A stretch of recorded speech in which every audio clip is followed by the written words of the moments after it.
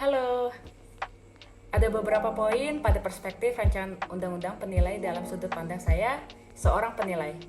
Beberapa hal yang bisa menjadi bagian dari pengembangan langkah-langkah profesi penilai dalam menjalankan aktivitasnya dalam suatu bingkai hukum. Jika dihadapkan beberapa pertanyaan, wadah dari sejak awal payung hukumnya yang seperti apa, dan mempertanyakan apakah perlu adanya perlindungan hukum. Jawabannya sangat perlu. Sangat perlunya suatu payung hukum bagi profesi penilai dalam menjalankan perannya yang terlibat dalam pengelolaan negara. Ibu Sri Mulyani menyampaikan pentingnya profesi penilai itu segera diwujudkan sebagai undang-undang profesi penilai dengan memberikan jaminan kepastian terhadap langkah-langkah penilai itu karena seorang penilai punya tugas dengan konsekuensi-konsekuensinya. Namun, untuk realitanya di lapangan secara langsung ada hal-hal yang menjadi sesuatu yang justru menyedihkan. Opini dari seorang penilai bisa menjadi bumerang dan termasuk tindak pidana karena opininya. Sehingga kita membutuhkan suatu payung yang melindungi penilai. Hal ini justru menimbulkan pertanyaan besar, mengapa bisa seperti ini? Semoga dengan adanya rancangan undang-undang ini tertata aturan hukum yang bisa menjadikan instrumen yang apakah itu melanggar hukum atau tidak. Itu menjadi hal-hal yang penting bagi profesi penilai sehingga dampaknya perlindungan terhadap penilai dari niat buruk pemberi tugas yang masih bisa dikatakan manipulatif belum terakomodasi. Kemudian belum ada sanksi terhadap pemberi tugas yang mengintimidasi penilai dalam menjalankan tugas. Jika dilihat dari naskah akademis yang sudah tertulis, hasil penilaian adalah opini, bukan judgement. Selama ini masih sering menjadi perdebatan dikarenakan dalam draft undang-undangnya belum dinyatakan dengan jelas.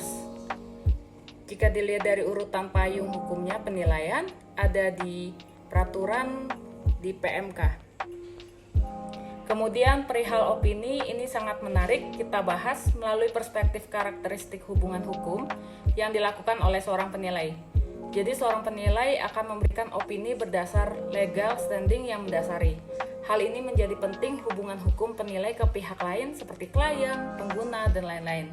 Simpelnya, seorang penilai yang bertugas inspeksi ke lapangan tidak mungkin hanya bertemu dan sekedar berbincang tanpa adanya modul kerangka hubungan hukum yang mendasari.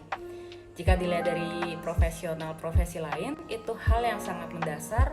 Oleh karena itu, urgensi perlindungan hukum profesi penilai itu merupakan landasan aktivitasnya, melebihi batas tanggung jawab penilai itu. Maka yang sekarang terjadi adalah teman-teman penilai justru mengalami di luar hal-hal yang semestinya teman-teman penilai tanggung. Maka dalam rancangan undang-undang itu, penilai yang sebelumnya yang hanya mengacu pada PMK, dalam PMK ada beberapa hal substansi yang dapat diangkat kembali muatan materinya di undang-undang nantinya. Yaitu yang pertama, prinsip pengelolaan kekayaan yang transparan dan akuntabel. Maka nantinya ini akan menjadi gerbang terbuka luasnya dalam kebutuhan jasa profesional dan profesi penilai. Dengan berdasarkan apa standar opini itu? Apakah profesi, apakah keilmuan, SPI, dan lain-lain. Dalam konteks ini adalah opini adalah pertimbangan, bukan keputusan. Jadi opini ini bukan bersifat final.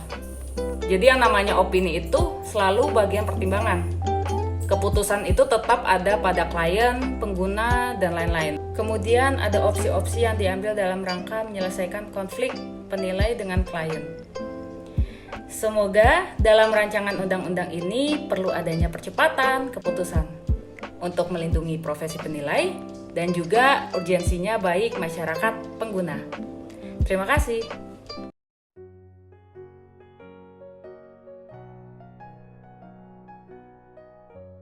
Terkait RUU penilaian, saya kira itu merupakan terobosan yang sangat penting bagi kualitas dan kuantitas aset di Indonesia, karena kita tahu aset-aset di Indonesia itu sangat banyak.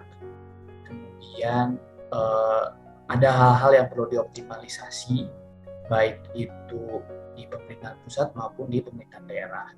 Nah, dengan adanya rancangan undang-undang penilaian, ini menjadi sebuah terobosan bagi bendahara negara sebagai Chief of Finance Officer, karena peluang bagi aset negara untuk dioptimalisasi dan dijadikan sebuah barang yang produktif itu sangat dibutuhkan bagi negara-negara berkembang seperti Indonesia. Kita tahu bahwa aset di Indonesia sangat banyak, kemudian optimalisasi masih kurang, sehingga dibutuhkan RUU ini. Gitu. Yang menjadi titik krusialnya adalah profesi sebagai penilai. Kita tahu penilai ini punya skill yang tertentu, sehingga itu butuh payung hukum.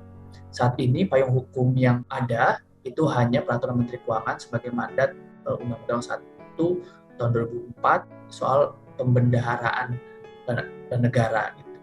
Nah, dengan adanya RUU ini menjadikan penilai itu punya dasar hukum yang sangat kuat. Kita tahu bahwa profesi-profesi itu sangat banyak, seperti advokat dan konstruktor, konsultan dan sebagainya. Tidak ada salahnya penilai ini juga diberikan ruang yang layak untuk melakukan valuasi terhadap aset-aset di Indonesia.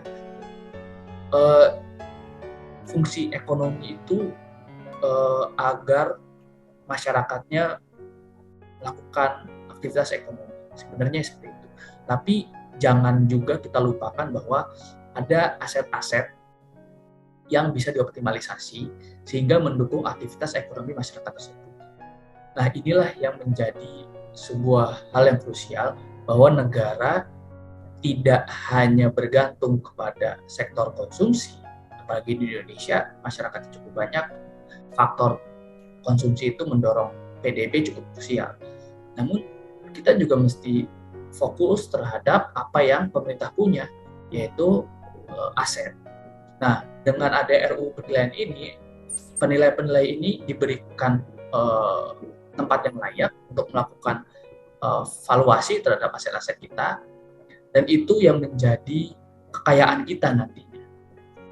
Kita tahu ada revaluasi aset, dan kemudian ada aset-aset lainnya seperti aset BUMN, kemudian pemerintahan daerah itu juga diberikan pengaturan yang jelas sehingga arah dari aset kita ini jadi lebih jelas. Gitu.